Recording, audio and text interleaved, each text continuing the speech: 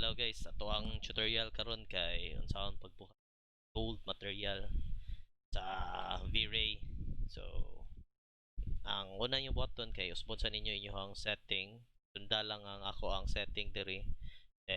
Kaning width ug height imong i-change depende sa unsay imong ganahan. Then diri sa VRay kay ning image sampler kay bucket and noise threshold kay change nimong 0.05 global dempsey check nimong use local subdebs sa GI gamit nimo ang regions map man ang current preset kay change nimo glow. Pwede ra gyapon ka mo change og advance pero sa ako default lang i-gamit para dili kayo bugat ika-render. So sugdan na to magbuhat ta og moari ta sa kaning kuan object type diri na nimo makitan kani. And gamit ta og here. Nang i-click nimo diha man para ari ka sa isa ka scene i-kuha na nimo right click man alt W para magawas na sa setting for frame i-adjust na to ang one object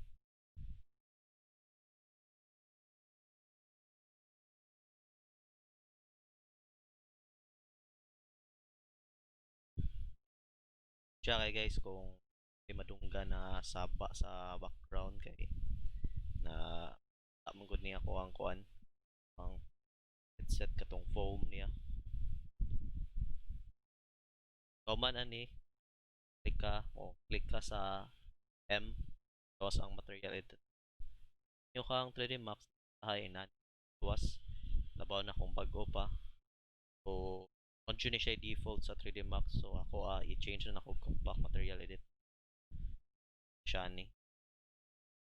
click lang ka diri o asa ni na circle kaning material then change nimo ang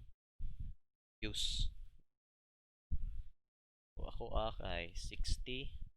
52 then 24 ka dark brown siya drag lang nato man ibuhi na to sa ato ang object para ma-apply siya ikaw man kay change nimo ang reflect so 5213 then 136 na pagka kuan siya um, yellow light na ba then ang kaning glossiness kay change nimo og 0.86 subdebs pwede ra masag 8 o or 10 15 pero akong gamiton kay 10 lang man ang max depth kay 10 sa hapon and kani siyang kuan change nimo freshness bar og 25.0 so click nimo ang imong water kita okay wa man kaning diri nimo kita nimo ang kuan yang pagka gold so mo na siya ang labas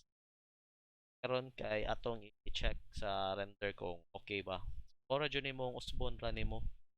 yahang reflect diffuse man subdebs max depth man glossiness 0.86 man fresh na imuhang BRDF then akong gigamit namsad na siya kaning kuan microfacet tirasad na siya pero kanila akong gigamit and i-render na to i-check na to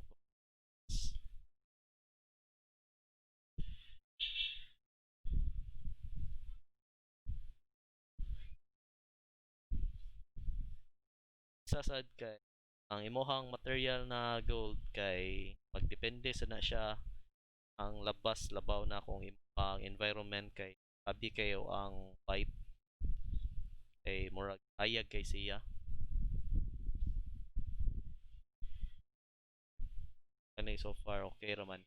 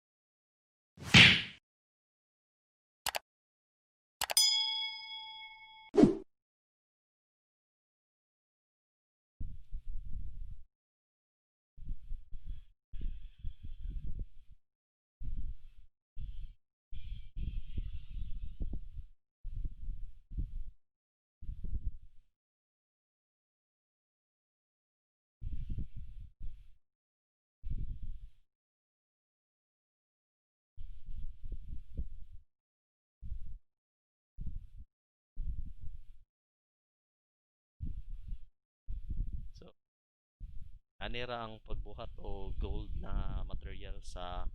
gamit ang VRay na material. Hope na namoy nakatunan karon o please subscribe sa channel para mo buhat ako mga bagong mga tutorial. Say thank you guys.